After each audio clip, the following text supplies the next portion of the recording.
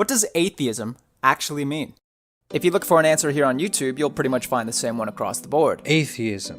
Atheism is only the lack of belief in the existence of God or gods. It is a lack of belief in God. A lack of belief in God. Someone who lacks a belief in gods. So if you're an atheist, it's just simply lacking that belief. A lack of a belief in a particular deity. All it means is I lack belief in a deity. Gods. God. Atheism is a lack of belief in gods. Atheism is non-belief in the existence of a deity.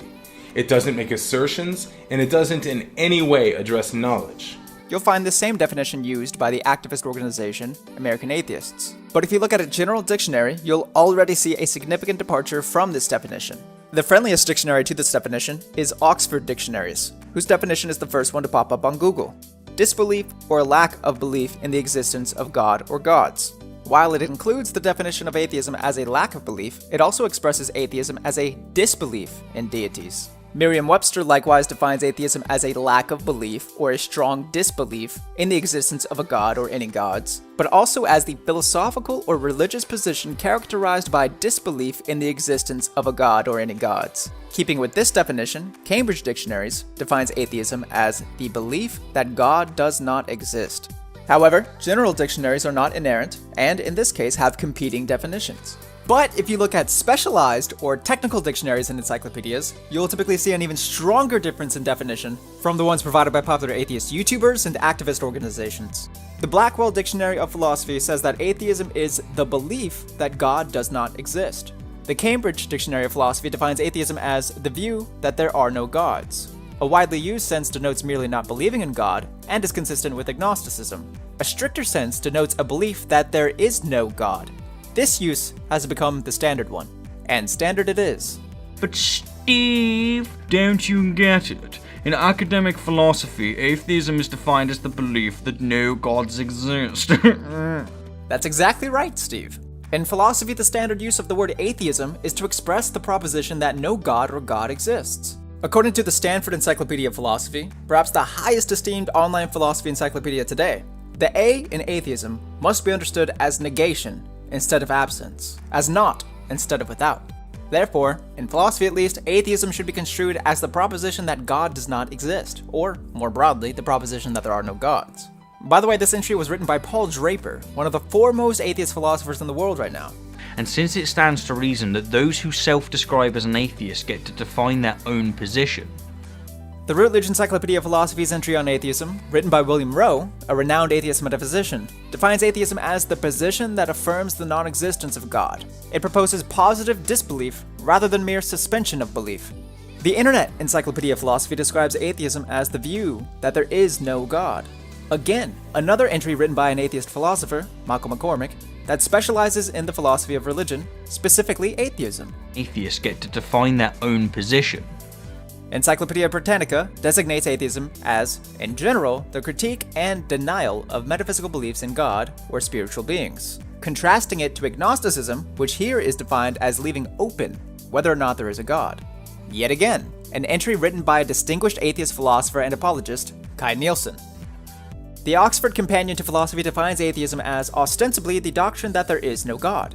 Ismbook.com describes it as an active disbelief in the existence of gods, deities, and supernatural powers. Contrasting it to agnosticism, here described as a skeptical attitude toward the existence of gods, but not proclaiming disbelief. Philosophy Pages says that it is the belief that God does not exist, and I also went to an online etymology dictionary which, just the same, described it as the doctrine that there is no God. Lastly, Graham Oppy, an atheist philosopher of religion, whom William Lane Craig, philosopher, theologian, Christian apologist, and famous public debater, has described as, I think the most formidable atheist philosopher writing today, says that those who suspend judgment on the existence of gods are agnostics, whereas atheists believe that there are no gods. Now, although this is the standard definition in philosophy, there are some technical resources that define it differently. For example, the Oxford Dictionary of Philosophy expresses it as either the lack of belief that there exists a God, or the belief that there exists none. In the Cambridge Companion to Atheism, the late atheist philosopher of religion Michael Martin writes that an atheist is someone without a belief in God. He or she need not be someone who believes that God does not exist. So although the standard definition of atheism is the belief or proposition that there is no God or gods, As the Encyclopedia of Philosophy states, no definition of atheism could hope to be in accord with all uses of this term. But one wonders why, then, is the non-standard use of atheism, as mere lack of belief, the standard usage among so many popular atheist YouTubers, especially among those that style themselves as intellectuals.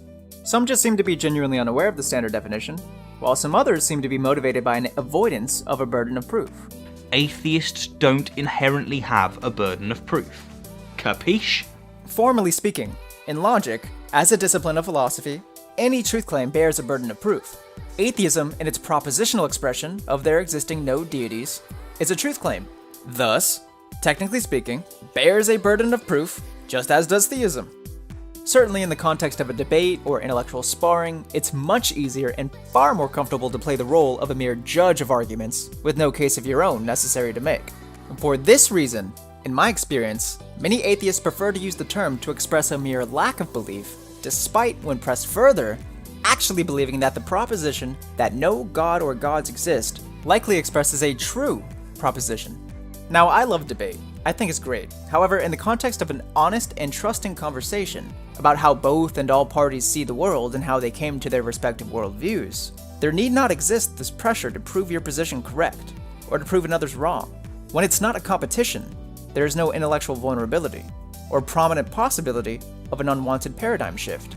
And it is precisely this lack of threat which creates a circumstance for true communication and understanding. Now, with all that said, personally, I'm fond of the definition of atheism as the metaphysical position that reality is such that it neither contains divinities nor is itself divine. That way it includes not only a rejection of monotheism and polytheism, but also pantheism. But that's just me. The biggest thing in all of this, the most important thing, is that the person or persons with whom you are speaking understand what you mean by the term, however you decide to use it. Hey, but alright, what is your understanding of the term atheism? You can let me know in the comment section down below if you want to get proven wrong. Now, also, don't you freaking forget to drop a like, subscribe, and hit that notification bell to get updates on new videos. And also, share this video in places with people or at spots at parties that might harbor some of the misunderstandings surrounding this issue. Thank you so much for watching, by the way. Until next time, I tell you, peace.